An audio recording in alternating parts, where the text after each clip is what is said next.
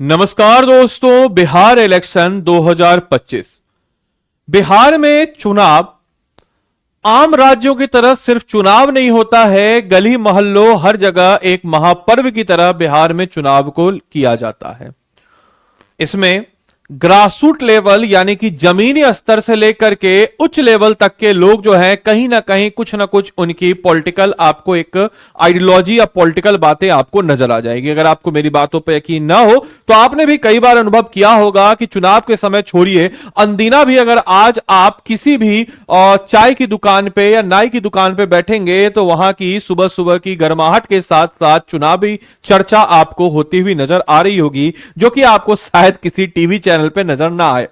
जितना ज्ञान आपको वहां से नजर आएगा उतना ज्ञान उस टीवी के जो कैसे डिबेट होते हैं उनके बताने की जरूरत नहीं है, वहां से नजर ना आए। लेकिन आज जब हम इस वीडियो को बना रहे हैं तो आज हम लोग थोड़ा इसका examination centric point of view से इस वीडियो को बना रहे हैं।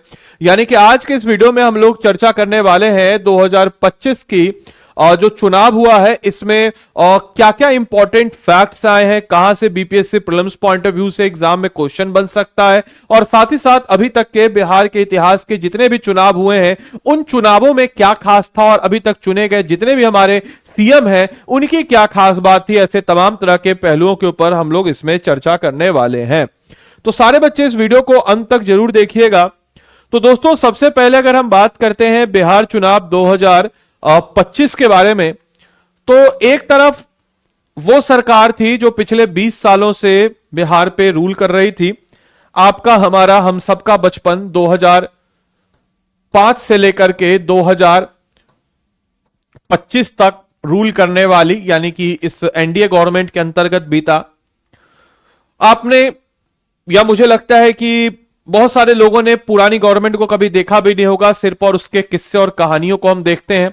दूसरी तरफ एक नई युवा सोच के साथ महागठबंधन का चेहरा, जिसमें आरजेडी, कांग्रेस और अन्य जो उनके साथी दल हैं वो थे। इधर आपके एनडीए में आपको पता है नेशनल डेमोक्रेटिक अलायंस में बीजेपी जनता दल यूनाइटेड, रामविलास पासवान की जो पार्टी है लोजपा, और साथ ही अन्य जो है हम जीतनराम मांझी की और कुछ अन्य जो छोटी मोटी पार्टियां थी वह सम्मिलित थी। इसी बीच में अगर हम बात करते हैं तो बिहार चुनाव 2025 का परिणाम अगर हम बात करते हैं, क्या इसका चुनाव सार रहा, तो इस चुनाव में एनडीए ने प्रचंड बहुमत हासिल की। यानी कि अपना जो 2010 का जो रिकॉर्ड है उस रिकॉर्ड से कुछ ही सीट पीछे रही। यानी कि 202 सीट 243 में से यानी कि डबल जीत में उन्होंने अपनी सीट को लाया और एक लैंडस्लाइड विक्ट्री जिसको हम कहते हैं या प्रचंड बहुमत कहते हैं वह इसमें हासिल किया। क्या सही है क्या गलत है मैं उस पर चर्चा नहीं करूंगा, आप किसके समर्थक हैं मैं उस पर चर्चा नहीं करूंगा। हमारा मकसद है जो एग्जाम के रिलेवेंट है हम सिर्फ उसको पढ़ें। बीजेपी सबसे बड़ा दल बना और BJP emerge as a largest party. अच्छा, एक और चीज हारे हुए की लोग बात नहीं करते, लेकिन मैं एक और तीसरे फ्रंट की भी बात करना चाहूंगा जिसका नाम है पीके प्रशांत किशोर। हालांकि जितना इनका रुझान था उतना इसको वोट में टर्न आउट नहीं हुआ और मोस्टली ज्यादातर सीटों में इन्होंने अपना जो है जमानत जो भी जब्त करा लिया, यह भी आपको पता होगा। महागठबंधन की एक बड़ी हार होती है और आज के डेट में इनकी तो कोई बात ही नहीं कर रहा है। ऑब्वियस सी बात है, रेस में नहीं थे। इससे यह समझ में आता है कि जो जीता हुआ होता है लोग उसी की बात करते हैं या फिर जो कंपटीशन में रहता है उसी की बात करते हैं। कल तक सोशल मीडिया पे सबसे ज्यादा बज जिनका था, आज वो बज अचानक से खत्म हो गया। तो खैर, पोलिंग फेज की बात अगर हम करते हैं तो पहला चुनाव 6 नवंबर 2025 को हुआ, दूसरे फेज का चुनाव 11 नवंबर 2025 को और 14 नवंबर 2025 को काउंटिंग होती है। और मेजोरिटी मार्क की बात अगर हम करते हैं तो 122 सीट, क्योंकि आपको पता है 243 सीट और 243 का आधा हुआ 100, मतलब 100 कायदे देखा जाए तो 141 प्लस 1 होता है, तो 122 सीट जिस भी पार्टी को आ जाएगी उसकी सरकार बन जाती है, क्योंकि हाफ से एक ज्यादा होना है। और यहां पे तो भाई 200 से ऊपर का प्रचंड बहुमत है। तो खैर, अगर हम लोग बात करते हैं कि भाई अगर बिहार में इस बार जो वोटर टर्नआउट हुआ था जबरदस्त रहा था, महिला मतदाताओं की भागीदारी रिकॉर्ड स्तर पर रही। सबसे ज्यादा अगर हम लोग बात करते हैं कि कौन से, अगर हम लोग बात करते हैं कि 2020 में 2020 की तुलना में अगर देखा जाए तो इस बार हाईएस्ट वोटिंग टर्नआउट था। ओवरऑल टर्नआउट अगर हम बात करते हैं तो अगर हम देखते हैं 67.13%, जो अभी तक के बिहार के इतिहास में सबसे ज्यादा वोटिंग परसेंट देखने को मिला। पहले फेज में 65.08 और दूसरे फेज में 69.20%, जो दर्शाता है कि इस बार छठ पूजा के बाद चुनाव रखना एटलीस्ट वोटिंग परसेंट के हिसाब से काफी फायदेमंद रहा, क्योंकि छठ पूजा के दौरान काफी लोग आए हुए थे बिहार में, प्रवासी मजदूरों की बात करें तो, और उन्होंने अपना वोट यहां पे डाला है। महिलाओं ने काफी ज्यादा वोट दिया, और महिला जो कि अमूमन जदयू जनता दल यूनाइटेड की वोट बैंक मानी जाती है, उन्होंने काफी अच्छा वोटिंग टर्नआउट यहां पे दिया। अपार्ट फ्रॉम दैट अगर हम बात करते हैं महिलाओं का टर्नआउट अगर आप देखेंगे तो 71.78%, जो कि आप समझ सकते हैं कितना जबरदस्त वोटिंग परसेंट बिहार में रहा है। वहीं पुरुषों के वोटिंग टर्नआउट की बात करते हैं तो 62.98%। महिला फैक्टर जो है बिकम स्ट्रॉन्ग इलेक्टोरल ट्रेंड, और महिला वोटर इस बार चुनाव का एक बड़ा निर्णायक जो है कारक रही थी। इसके अलावा बिहार में आप सबको पता है कि एसआईआर को लेकर के काफी विवाद भी हुआ था, यानी कि स्पेशल इंटेंसिव रिवीजन जो वोटर लिस्ट हुआ था, जिसमें काफी विवाद हुआ। लेकिन इन विवादों के बाद पहली बार अभी तक के इतिहास में हुआ है कि बिहार में सारे जितने 243 विधानसभा सीट्स हैं, इसमें पहली बार जो है चुनाव के बाद लेकर के किसी भी प्रकार की कोई शिकायत इलेक्शन कमीशन ऑफ इंडिया के पास नहीं पहुंची कि इस वोट पे गलत तरीके से चुनाव हुआ, या वहां पर दोबारा चुनाव की प्रक्रिया के लिए कोई भी पिटीशन नहीं आया। तो यह भी अपने आप में इलेक्शन कमीशन की एक उपलब्धि है। इसके अलावा लाखों नाम हटे, कई नाम जोड़े गए, प्रत्येक बूथ पर मतदाताओं की सीमा जो है तय की गई, और ऑब्वियस सी बात है कि इस सारे पहलुओं के साथ इस बार चुनाव बिहार में हुआ। अब नाउ कंसर्न इज कि why it is important for BPSC. तो ऑब्वियस सी बात है, इलेक्शन फैक्ट, जब भी इलेक्शन होता है तो बिहार में चुनाव आ जाता है। अगर आपको याद हो तो पिछली बार क्वेश्चन बन गया था कि पहला चुनाव जो है डेट कौन सा था, तो डेट याद रखिएगा, डायरेक्टली डेट पूछ लेता है। 6 नवंबर 2025 को पहला फेज, 11 नवंबर 2025 को दूसरा फेज, और 14 तारीख को इसका काउंटिंग हुआ, यानी कि कल के दिन।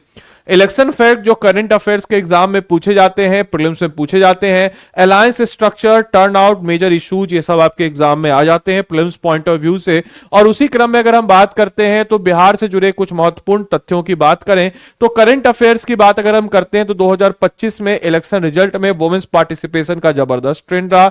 एनडीए महागठबंधन डायनेमिक्स, इनके ऊपर भी हम चर्चा करेंगे। अगर हम देखते हैं एनडीए गवर्नमेंट की, तो एनडीए गवर्नमेंट ने इस बार के चुनाव में 202 सीट लाई 243 में, जिसमें बीजेपी सबसे बड़ी पार्टी 89 सीट के साथ उभरी। जनता दल यूनाइटेड 85 सीट के साथ, बाकी सीटें जो है अन्य एनडीए साझेदारों को मिली। महागठबंधन की सबसे बड़ी पार्टी आरजेडी 25 और आईएनसी 7 दूसरे नंबर की, और आरजेडी का अब तक का सबसे कमजोर प्रदर्शन हमको देखने को नजर आया है बिहार के इस चुनाव में। इसके अलावा दोस्तों अगर हम बात करते हैं तो की इश्यूज क्या हैं, तो बेरोजगारी व युवाओं का पलायन, कानून व्यवस्था, लॉ एंड ऑर्डर, विकास कार्य, सड़क, बिजली, स्वास्थ्य, जातीय राजनीति, सामाजिक न्याय और महिला सुरक्षा एवं कल्याण योजनाएं जो हैं, ये इस दौर में हमको देखने को नजर आ रही है। इसके अलावा अगर हम लोग बात करते हैं कि why it is important for BPSC prelims, अगर हम बात करते हैं तो क्यों इंपॉर्टेंट है, क्योंकि अभी तक के बिहार के इतिहास में सबसे ज्यादा वोटिंग टर्नआउट हुआ है, महिलाओं का पार्टिसिपेशन सबसे हाईएस्ट रहा है, एनडीए महागठबंधन का सीट डिस्ट्रीब्यूशन, कभी मेंस एलिजिबिलिटी पॉइंट से भी आप लिख सकते हैं, इलेक्टोरल रोल एसआईआर का भी पॉइंट आपके रिलेवेंट है। इसके अलावा फेज वाइज पोलिंग डेट, और ये भी डेट्स आपके एग्जाम में डायरेक्टली आ जाता है कि भाई याद रख लेना आपको डेट को 11 और 6, और रिजल्ट आपके 14 तारीख को, क्योंकि 66वीं बीपीएससी में उठा के देखिए क्वेश्चन पूछ लिया था। इसके अलावा ऐसे इश्यूज जो कि इन्फ्लुएंस करते हैं बिहार पॉलिटिक्स को, उसके ऊपर भी हम लोग चर्चा करेंगे। अपार्ट फ्रॉम दैट अगर हम लोग देखते हैं तो बीपीएससी प्रीलिम्स जो कि एक महत्वपूर्ण, अगर हम देखते हैं इन सारे पहलुओं पे तो आपको नजर आ जाता है। इसके अलावा बिहार के इतिहास के कुछ सीएम की चर्चा अगर हम करते हैं तो श्री कृष्ण सिंह बिहार के पहले सीएम के रूप में जाने जाते हैं। हालांकि एक पॉइंट को याद रखिएगा कि बिहार के पहले प्राइम मिनिस्टर के रूप में हम किनको जानते हैं, तो मोहम्मद यूनुस को हम जानते हैं। उस समय में सीएम को ही पीएम कहा जाता था, पीएम को ही सीएम कहा जाता था, और ये 1937 में चुनाव हुआ था गवर्नमेंट ऑफ इंडिया एक्ट 1935 के तहत, उसके तहत बने थे। उस समय में राज्यपाल थे एमजी हॉलेट, और ये एमजी हॉलेट के साथ श्रीकृष्ण सिंह की बनी नहीं, जिसके कारण जो है इनको बनाया गया पहला प्राइम मिनिस्टर। आजादी के बाद अगर हम देखते हैं तो पहले चीफ मिनिस्टर जो है श्रीकृष्ण सिंह बने। आप लोग मुझे कॉमेंट बॉक्स में लिख के बताएंगे जो मोहम्मद यूनुस बने इनकी पार्टी का नाम क्या था, कॉमेंट बॉक्स में लिख के बताएं। लॉन्गेस्ट सीएम टेन्योर जो है सीएम नीतीश कुमार का हुआ और अभी जो है 25वां साल भी हो ही जाएगा, 20 साल ऑलरेडी हो रखा है। पहली महिला सीएम बनी राबड़ी देवी। सबसे छोटा टेन्योर रहा सतीश प्रसाद सिंह का, जो कि सिर्फ और सिर्फ 5 दिन के सीएम बने। एक दिन का सीएम नायक ये मत बोलेगा सर अनिल कपूर, ये सतीश प्रसाद सिंह 5 दिन के बने। इसके अलावा 2025 में एनडीए 202 सीट के साथ और मेजोरिटी मार्क तो 122 का ही होता है, इस बात को भी दिमाग में रखना है। बिहार के कुछ चर्चित मुख्यमंत्रियों की बात अगर हम करते हैं तो श्रीकृष्ण सिंह, जिनका टेन्योर 1946 से 1961 के बीच में रहा था, और अगर हम लोग बात करते हैं तो बिहार के पहले और लॉन्गेस्ट अर्ली सीएम के रूप में जाने जाते हैं। इसके बाद दीप नारायण सिंह 1961 में, विनोदानंद झा आते हैं 1961 से 63, के बी सहाय आते हैं 1963 से 67, महामाया प्रसाद सिन्हा आपके लिए एग्जाम के लिए इंपॉर्टेंट है क्योंकि ये पहले गैर कांग्रेसी, पहले नॉन कांग्रेस सीएम बिहार के रूप में जाने जाते हैं। तो पहले गैर कांग्रेसी सीएम जो है महामाया प्रसाद सिन्हा जाने जाते हैं। याद रखिएगा महामाया प्रसाद सिन्हा के बारे में एक दो पॉइंट जो आपके लिए बहुत ज्यादा रिलेवेंट है। महामाया प्रसाद सिन्हा के समय में ही जो शिक्षा मंत्री थे, इस बात को भी पता होना चाहिए आपको, इन्हीं के समय में शिक्षा मंत्री थे कर्पूरी ठाकुर, और वही कर्पूरी ठाकुर जो आगे जा करके इन्हीं के समय में इन्होंने 10वीं क्लास में जो इंग्लिश की अनिवार्यता थी इसको समाप्त किया। इसके कारण इनको क्रिटिसाइज भी काफी समय किया गया कि कर्पूरी डिवीजन से पास है। हालांकि आगे जाकर के जननायक के रूप में जाने जाने वाले, अभी उनको हाल ही में भारत रत्न भी मिला है। सतीश प्रसाद सिन्हा महज 5 दिनों के लिए और सबसे शॉर्टेस्ट सीएम बिहार के जाने जाते हैं। बिंदेश्वरी प्रसाद मंडल जो है इनका 1968 में, भोला पासवान शास्त्री बिहार के पहले दलित मुख्यमंत्री के रूप में जाने जाते हैं। अबुल गफूर पहले मुस्लिम मुख्यमंत्री, पहले दलित मुख्यमंत्री कौन, तो भोला पासवान शास्त्री पहले दलित मुख्यमंत्री। हरिहर प्रसाद जो है इनकी बात करते हैं 1969 में। दरोगा प्रसाद राय जो है 1970 में। कर्पूरी ठाकुर का टेन्योर रहा 2 बार का। सोशल जस्टिस और रिजर्वेशन रिफॉर्म और मुंगेरी लाल कमीशन को लाने के लिए जाने जाते हैं। अबुल गफूर की बात करते हैं तो बिहार के पहले मुस्लिम या पहले हम कह सकते हैं कि अल्पसंख्यक चीफ मिनिस्टर के रूप में अबुल गफूर को हम लोग जानते हैं। Apart from that Jagannath Mishra, one of the very marvellous हम कह सकते हैं chief minister of Bihar, 3 times इन्होंने सर्व किया। देन उसके बाद राम सुंदर दास आ जाते हैं, फिर चंद्रशेखर सिंह मुख्यमंत्री बनते हैं, फिर बिंदेश्वरी दुबे मुख्यमंत्री बनते हैं। देन भगवत झा आजाद, जिनके बेटे कीर्ति आजाद थे, अभी बीजेपी में काफी लंबे समय तक थे, कांग्रेस के थे, फिर बीजेपी में लंबे समय तक थे, फिर अभी शायद तृणमूल कांग्रेस में है। फिर लालू प्रसाद यादव जो कि आपके मंडल एरा के रूप में जाना जाता है, सोशल जस्टिस पॉलिटिक्स के रूप में, सामाजिक न्याय पॉलिटिक्स के रूप में जाना जाता है। फिर आती है राबड़ी देवी। राबड़ी देवी पहली बिहार की चीफ मिनिस्टर फीमेल के रूप में जानी जाती है। ये जो है पहली फीमेल चीफ मिनिस्टर थी। देन उसके बाद आते हैं नीतीश, और फिर नीतीश चल रहा है, और अभी वापस से 2025 से एट प्रेजेंट जो है one of the longest serving CM of the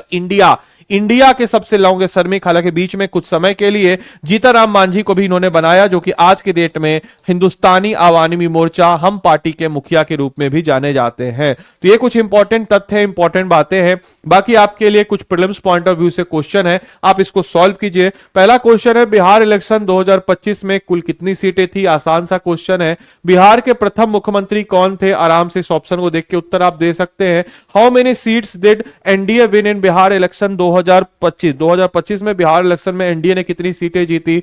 who serve as the shortest tenure of CM of Bihar, कौन सबसे कम समय के लिए इतिहास में, बिहार के इतिहास में कम समय के लिए मुख्यमंत्री के रूप में किए? बिहार दिवस कब मनाया जाता है बताइए। बाकी आप में से कोई भी जन अगर हमारे बीपीएससी के एडीओ बैच में जुड़ना चाहते हैं तो महज 3499 में आदि लाइव कोड लगा करके आप जुड़ सकते हैं। 9289996924 इस नंबर पे कॉल करके आप जानकारी ले सकते हैं। बाकी आप में से कोई भी जन अगर इस क्लास की पीडीएफ लेना चाहता हो या हमारे साथ बीपीएससी के फाउंडेशन कोर्स में जुड़ करके अपनी तैयारी को मजबूती करना चाहता हो तो आदि लाइव कोड लगा करके 7999 में आप इस कोर्स में एनरोल कर सकते हैं। वापस से वही नंबर है 9289996924 पर कॉल कर सकते हैं। बाकी इस क्लास की पीडीएफ आपको इस टेलीग्राम ग्रुप पे नजर आएगी। मैं थोड़ा सा चाहूंगा आपको बताना कि अगर आप हमारे कोर्स में आते हैं तो आपको इस कोर्स में क्या क्या चीजें मिलेंगी। तो सबसे पहले मेरे भाई स्टडी आईक्यू के ऐप या वेबसाइट पे आप चले जाएंगे। इसके ऐप या वेबसाइट पे जाने के बाद स्टेट पीसीएस में जाएंगे, बिहार पे जाएंगे, बिहार में जाने के बाद स्टेट पीसीएस का हमारा लर्नर्स डे सेल है। इस सेल की खास बात आपको बताते चले कि इस सेल की सबसे खास बात मेरे भाई ये है कि अभी तक के हम इससे हमारे सबसे लोएस्ट प्राइस पे कोर्स आपको मिल रहा है, तो आदि लाइव कोड लगाएंगे तो 7,999 में कोर्स आपको मिल जाएगा। अब आपको बताते चले इस कोर्स में हम लोग कैसे पढ़ाते हैं। जैसे लेट अस सपोज कि इसमें जो है हम लोग हिस्ट्री से शुरू किए पढ़ाना, तो हिस्ट्री में जैसे मान के चलिए कि आपको सिविल डिसोबेडिएंट मूवमेंट पढ़ाया गया। सिविल डिसोबेडिएंट मूवमेंट जैसे ही आपको पढ़ाया गया तो सिविल डिसोबेडिएंट मूवमेंट को आपने पढ़ा। अब सिविल डिसोबेडिएंट पढ़ने के बाद आपको मास्टर पढ़ाया, आपने अपना कुछ खुद का हैंड रिटेन नोट्स बनाया। इस बैच में आपको मिलता है मेंटोर, और ये मेंटोर क्या करता है मेरे भाई, तो ये मेंटोर समझिएगा क्या करेगा, तो मेंटोर जो है आपको इससे रिलेटेड एमसीक्यू बनवाएगा, आपको इससे रिलेटेड एनसीईआरटी का चैप्टर देगा और वीडियो देगा, उसको आप देखेंगे, आपका कॉन्सेप्ट और ज्यादा बिल्डअप होगा। उसके बाद आपका क्या करेगा, तो आपसे रिलेटेड इसका एक क्वेश्चन देगा, मॉडल क्वेश्चन, जो कि मेंस पॉइंट ऑफ व्यू से रिलेवेंट होगा। उसके बाद आपके पोर्टल पे आएगा, पोर्टल पे उसको देख करके लिख सकते हैं, समझ सकते हैं, बुझ सकते हैं। उसके बाद आप मेंटर को सबमिट करेंगे, मेंटर आपका कॉपी चेक करेगा, पहली बार में आप अच्छा नहीं लिखेगा, कुछ रिव्यू देगा, उस रिव्यू के आधार पे आप दोबारा आंसर लिखेगा। और क्योंकि यहां पे आपने मेरा कोड लगाया, और याद रखिएगा मेरा कोड जब आप लगाते हैं तो मेरी तरफ से आपको एडिशनल मेंटरशिप मिलेगा, और मैं इस कॉपी को चेक करके आपको दूंगा। और फिर उसके बाद मेरा जो है 24/7 जो मेरा मेल आईडी है, ये मेरा मेल आईडी है, इस पे आपको मेरी तरफ से 24/7 aditya.baib@studiiq.com मेरी तरफ से आपको 24/7 जो है मेल आईडी पे आपको रिस्पांस मिलेगा, और एक मेंटरशिप जो कि आपके साथ कॉल पे 24/7 अवेलेबल रहेगा, ये मेरा मेंटरशिप है। साथ ही साथ मैं आपको कॉपी चेक करके दूंगा, और कॉपी चेक करके आप देखिएगा स्वतः जो है आपको काफी ज्यादा आपके अंदर इंप्रूवमेंट आया। और इस प्रकार से हमने इस टॉपिक का सिविल डिसोबेडिएंट मूवमेंट का, चाहे प्रीलिम्स हो मेंस हो, दोनों प्रकार की तैयारी का एक इंटीग्रेटेड अप्रोच किया। और कुल इसी प्रकार से हम लोग 750 प्लस घंटे की लाइव क्लासेस को 1100 प्लस घंटे की 750 प्लस टॉपिक्स को हम लोग बीपीएससी के 1100 प्लस घंटे की लाइव क्लासेस में कवर अप करा देंगे। और साथ ही साथ ये क्लास आपके लिए इंपॉर्टेंट इसलिए क्योंकि 72nd बीपीएससी का अगर आपका प्रीलिम्स निकला, जो कि डेफिनेटली निकलेगा क्योंकि हम लोग इतनी मेहनत से शिद्दत से आपको पढ़ाएंगे, तो 100% स्कॉलरशिप के साथ आपका पूरा का पूरा पैसा जो है ये भी रिफंड हो जाएगा। अब जैसे हम बताएं मेरा मेंटरशिप में क्या है, थोड़ा हम उसको बता देते हैं। तो देखिए जैसे फॉर एग्जांपल मान के चलिए कि मेरा मेंटरशिप क्या है, तो जैसे हम बता देते हैं। जैसे देखिए ये जैसे मान के चलिए कि अंकित भाई है, ये जैसे हमारे पेड क्लास के स्टूडेंट है, तो आप देख सकते हैं इनका रिव्यू भी आप देख लीजिए। Dear sir, I hope you are doing well, please find the attach ऐसे, जैसे इन्होंने भेजा अपना आंसर। अब देखिए इनका रिव्यू देख लीजिए, इन्होंने जैसे मान के चलिए इस प्रकार से अपना आंसर भेजा, राइट, इस प्रकार से अपना आंसर भेजा। जैसे मान के चलिए इन्होंने अपना क्या भेजा, तो ये आंसर भेजा कि इन्होंने आंसर भेजा। और देखिए इस प्रकार का आपके पोर्टल पे आएगा, अपना आंसर लिख के भेजते हैं, और मैं उनके रिस्पॉन्स को चेक करते हुए उनको देता हूं। आप देख लीजिए आपके सामने है, कोई इसमें पारदर्शिता नहीं है, मतलब पूरी की पूरी पारदर्शिता हमने यहां पे की है। देखिए your focus on through the bilingual building rather than just a writing was help me to develop a depth and balance in my view, the way you connect philosophical idea current and real life example is exactly aligned with the expectation of for BPSC, the learning environment you create in encouraging and motivating which boost confidence to write independently. तो देख सकते हैं काफी अच्छा है, उतना समय नहीं कि हम आपको पढ़ के बताएं, बट देख लीजिए काफी सारे बच्चे जो है अपना आंसर लिखते रहते हैं। देखिए यहाँ पे बच्चों को मैं हेल्प वगैरह भी करते रहता हूँ, conclave major schemes of Bihar. तो देखिए मेरे मेंटरशिप के अंतर्गत ये सारे बच्चे हैं जिनको मैं अपना मेंटरशिप देते रहता हूँ। देखिए साइंस एंड टेक्नोलॉजी के भी आंसर वो अपने भेजते रहते हैं, और देखिए पोर्टल आता है उनका आंसर भेजते रहते हैं बार बार। तो इस प्रकार से आपको मेरा मेंटरशिप, देखिए इनका भी आंसर है, देखिए काफी अच्छा बच्चे आंसर अपना लिख रहे हैं। तो ऑब्वियस सी बात है कि मेरा मेंटरशिप है और मेरा मेंटरशिप आपको मिल जाता है। तो याद रखिएगा अगर आपको मेरा एडिशनल मेंटरशिप भी चाहिए होगा तो दोस्तों आप चाहे तो इस नंबर पे भी कॉल कर सकते हैं 9289996924, और इस नंबर पे कॉल करके आप बोल दीजिएगा कि हमको सर आदित्य जो सर है, आदित्य सर का हमको एडिशनल मेंटरशिप चाहिए। और या फिर आप जो है या फिर आदि लाइव कोड लगाएगा, आदि लाइव कोड लगाएगा ना, तो बाय डिफॉल्ट आपको मेरा मेंटरशिप मिल जाएगा। बाद में मत बोलिएगा कि सर आपका तो मेंटरशिप नहीं मिल रहा है। मेरे भाई आदि लाइव कोड लगाएगा तो बाय डिफॉल्ट आपको जो है मेरा मेंटरशिप मिल जाता है। ऑलराइट, तो चलिए मिलते हैं अगले सेशन में, तब तक के लिए सारे बच्चों को bye bye, take care, thank you. अच्छा आप लोग को अगर कोर्स लेंगे तो कोर्स का हमको मेल कर दीजिएगा, हम आपको अपने मेंटरशिप में ऐड कर देंगे। Thank you and thanks for join this session, thank you.